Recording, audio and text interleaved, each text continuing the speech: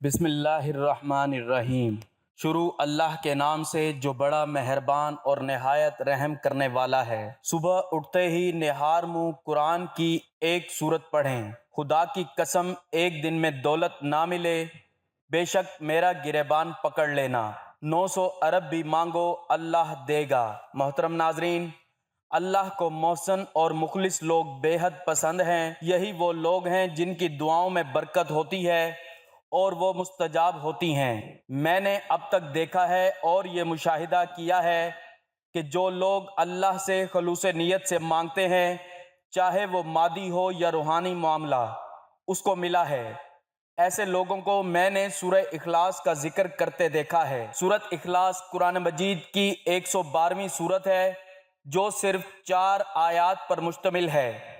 اسے سورہ توحید و وحدانیت بھی کہا جاتا ہے کیونکہ اس سورت میں وحدانیت کے تصور کا خلاصہ جامع انداز میں بیان کیا گیا ہے۔ یہ قرآن کی ان بہت کم سورتوں میں سے ایک ہے جن کا نام خود سے سورت میں نہیں ہے، اس کی بجائے ان کے معنی اور موضوع کے پیش نظر ان کا نام لیا گیا ہے۔ حضرت عائشہ رضی اللہ تعالی عنہا بیان کرتی ہیں، نبی صلی اللہ علیہ وآلہ وسلم نے ایک ایسے شخص کے حکم پر ایک لشکر بھیجا جو اپنے ساتھیوں کی نماز میں قیادت کرتا تھا اور اپنی تلاوت سورہ اخلاص پر ختم کرتا تھا کہ کہہ دو وہی اللہ ہے۔ جب وہ جنگ سے واپس آئے تو انہوں نے نبی صلی اللہ علیہ وآلہ وسلم سے اس کا ذکر کیا تو آپ صلی اللہ علیہ وآلہ وسلم نے فرمایا، اس سے پوچھو کہ وہ ایسا کیوں کرتا ہے۔ انہوں نے اس سے پوچھا تو وہ بولا، میں ایسا اس لیے کرتا ہوں کہ اس میں مالک حقیقی کا ذکر ہے اور میں اسے اپنی نماز میں پڑھنا پسند کرتا ہوں۔ نبی صلی اللہ علیہ وآلہ وسلم نے کہا، اس سے کہہ دو کہ اللہ اس سے محبت کرتا ہے۔ اس سورہ مبارکہ کو 1/3 قرآن کہا گیا ہے۔ جو شخص 3 بار سورہ اخلاص کی تلاوت کرے گا اسے پورے قرآن کا ثواب ملے گا۔ اللہ اپنی ذات و صفات اور اپنے حکمت بھرے کاموں میں یکتا و بے نظیر ہے۔ وہ صمد ہے یعنی ساری مخلوق اس کی محتاج ہے اور وہ کسی کا محتاج نہیں۔ قرآن حکیم کی تلاوت باعث برکت و ثواب ہے۔ نبی کریم صلی اللہ علیہ وآلہ وسلم نے قرآن حکیم کی بعض سورتوں کے بڑے فضائل بیان فرمائے ہیں جن کے پڑھنے سے جہاں دنیاوی اور اخروی فوائد حاصل ہوتے ہیں وہاں روزمرہ زندگی کے امور میں برکت ہوتی ہے۔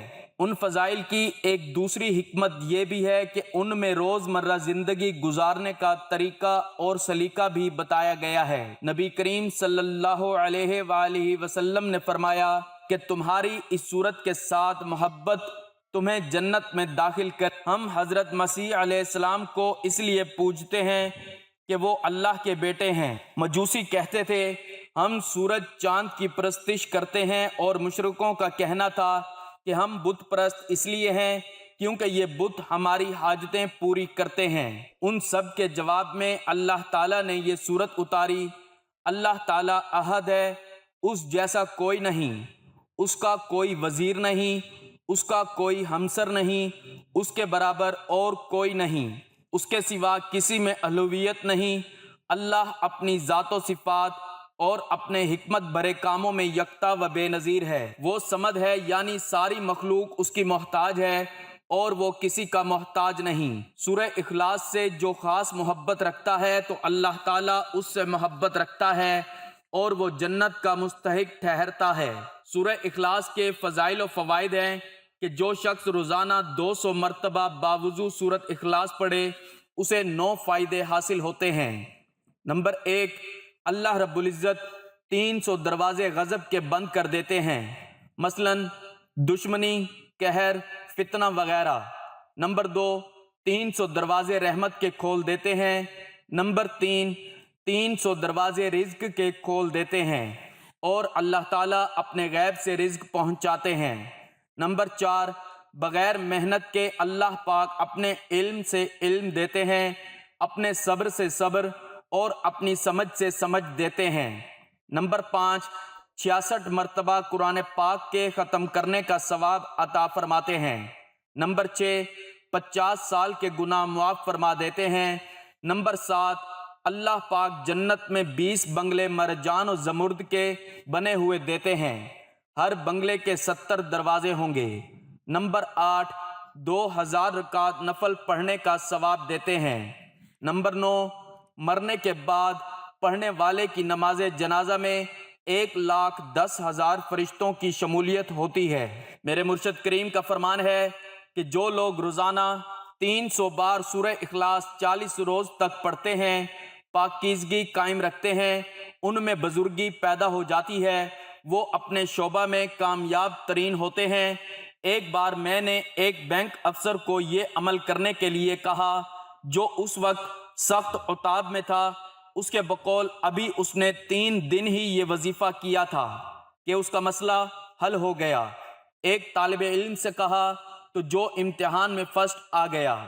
آپ صلی اللہ علیہ وآلہ وسلم کا فرمان ہے، جو شخص اس پوری سورت کو 10 مرتبہ پڑھ لے گا، اللہ تعالیٰ اس کے لیے جنت میں ایک محل تعمیر کر دے گا۔ حضرت عمر رضی اللہ تعالیٰ عنہ نے پوچھا، یا رسول اللہ صلی اللہ علیہ وآلہ وسلم، پھر تو ہم بہت سے محل بنوا لیں گے۔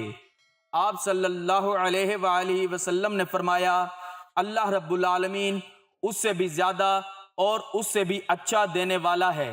سورہ اخلاص پڑھنے والے بیماریوں اور عداوتوں سے محفوظ رہتے ہیں، میاں بیوی میں محبت بڑھ جاتی ہے، رشتوں میں اخلاص پیدا ہو جاتا ہے، مندہ چل رہا ہو تو کاروبار بڑھ جاتا ہے۔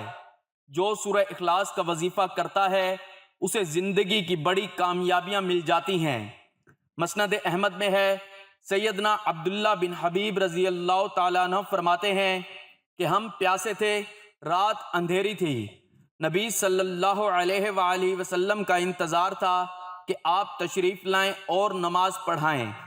آپ آئے اور میرا ہاتھ پکڑ کر فرمانے لگے، میں چپکا رہا۔ آپ نے پھر فرمایا پڑھ۔ میں نے کہا کیا پڑھوں؟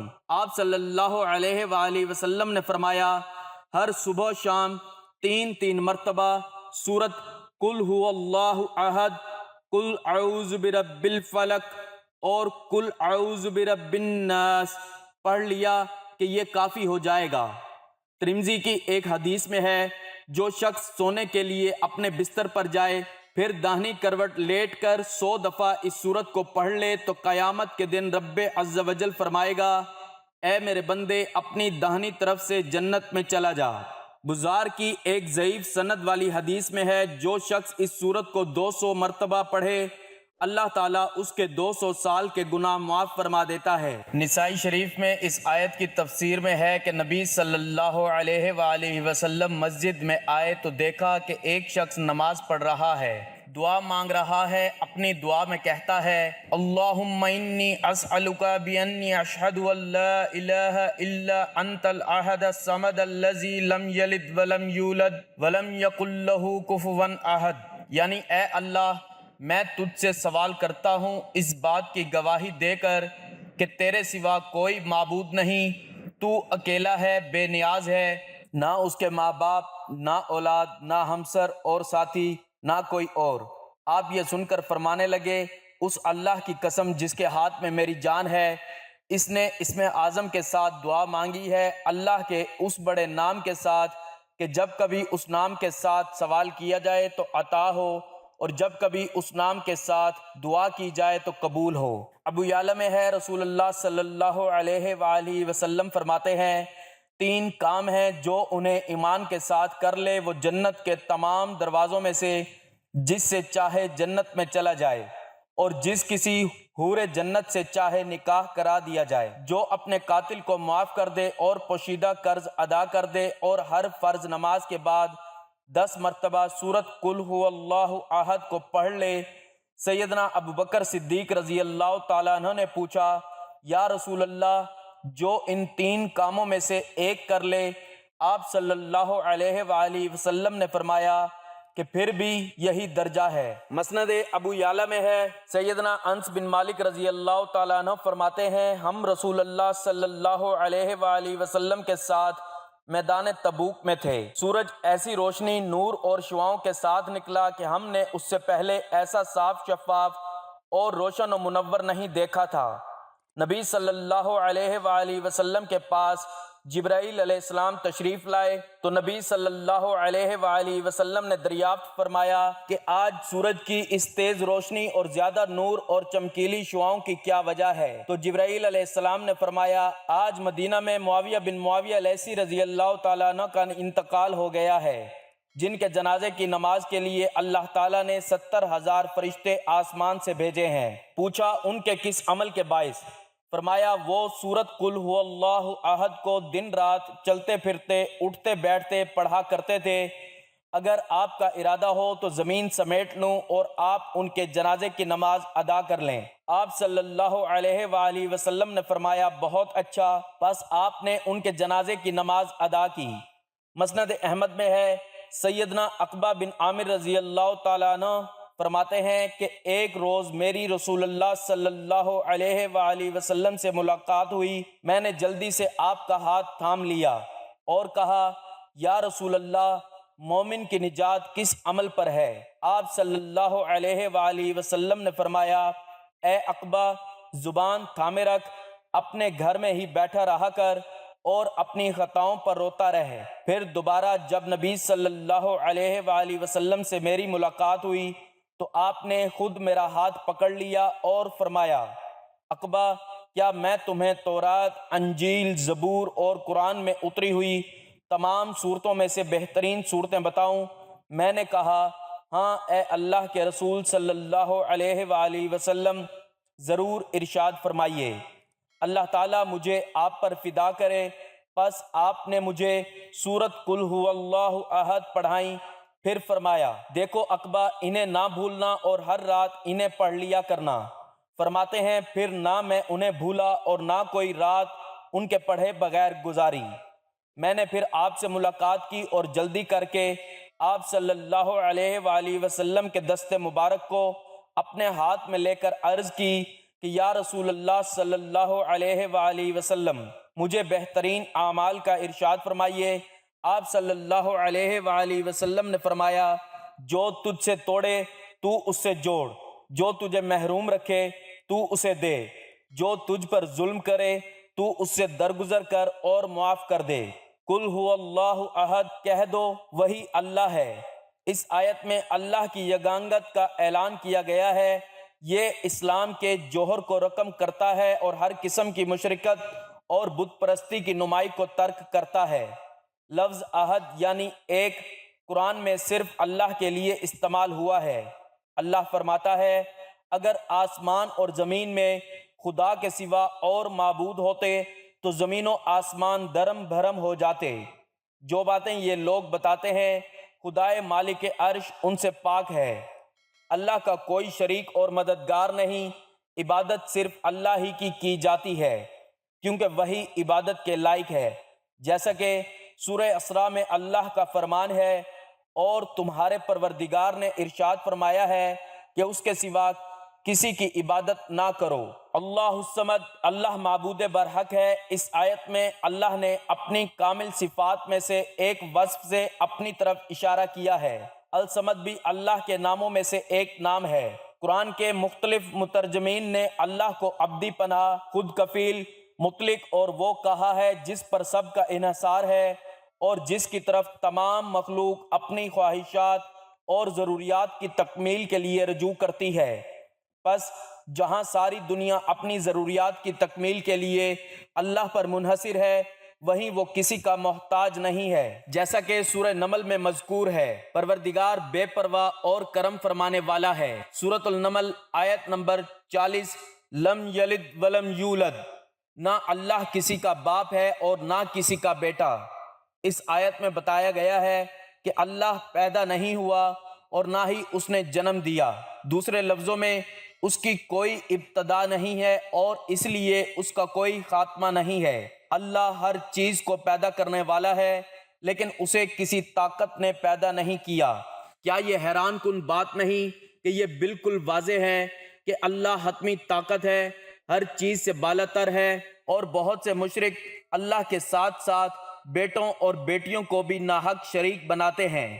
تاہم سورہ اخلاص کی اس خاص آیت میں اس سلسلے میں کسی بے یقینی کی کوئی گنجائش نہیں رہ گئی ہے، جیسا کہ سورۃ الانعام میں اللہ فرماتا ہے، وہی آسمانوں اور زمین کا پیدا کرنے والا ہے، اس کے اولاد کہاں سے ہو جبکہ اس کی بیوی ہی نہیں، اور اس نے ہر چیز کو پیدا کیا ہے اور وہ ہر چیز سے باخبر ہے۔ سورۃ الانعام آیت نمبر 101۔ حضرت محمد مصطفیٰ صلی اللہ علیہ وآلہ وسلم نے فرمایا، اللہ کے سوا بہترین صبر کرنے والا کوئی نہیں ہے۔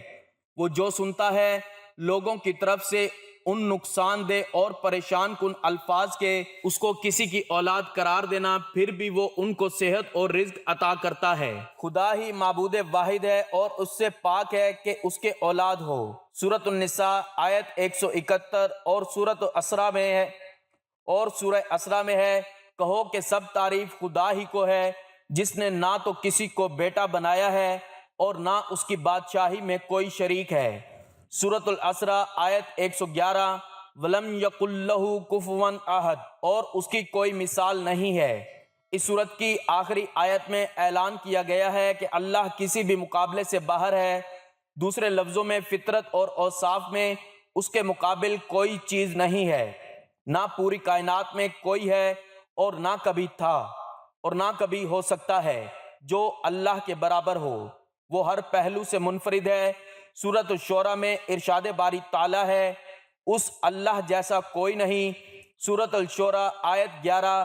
اس طرح اس سورت میں اللہ کی یگانگت اور اس کی صفات کا خلاصہ بیان کیا گیا ہے۔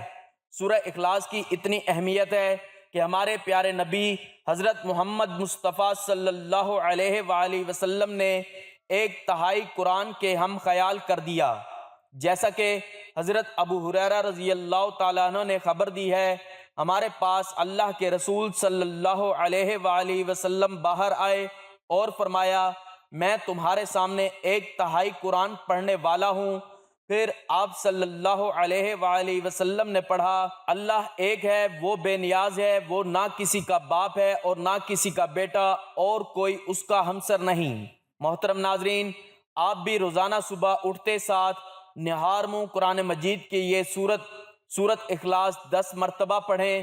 انشاءاللہ آپ دن میں جو کچھ اللہ تعالیٰ سے مانگیں گے، اللہ تعالیٰ آپ کی تمام حاجات کو پورا کرے گا اور اللہ تعالیٰ آپ کو اپنے غیبی خزانے سے رزق عطا کرے گا۔ ناظرین، صالحین اللہ اور رسول صلی اللہ علیہ وآلہ وسلم کی محبت، رشتہ داروں سے صلہ رحمی، انسانیت سے پیار، محبت، خدمت خلق اور باہمی ہمدردی اور دیانت جیسے اعلیٰ اخلاق سے معمور ہونے کی وجہ سے اس دنیا میں بھی اطمینان اور سکون کی زندگی بسر کرتے ہیں، جو جنت کی نعمتوں میں سے ایک بڑی نعمت ہے، جبکہ فسادی آگ میں جل رہے ہوں گے، جو دراصل اس دنیا میں شرک و کفر اور بغض و کینہ، حسد اور عداوت، جھوٹ اور خیانت جیسے برے اعمال کی وجہ سے بے سکون اور بے اطمینانی، گھٹن، بے چینی اور بے قراری کی وجہ سے اپنی ہی جلائی ہوئی آگ میں جلتے رہتے ہیں اور آخرت میں بھی جہنم کا ایندھن بنیں گے۔ لہٰذا اے جنت کے متلاشی، ذرا اپنے دل کا جائزہ لے، تو کس دنیا میں رہتا ہے۔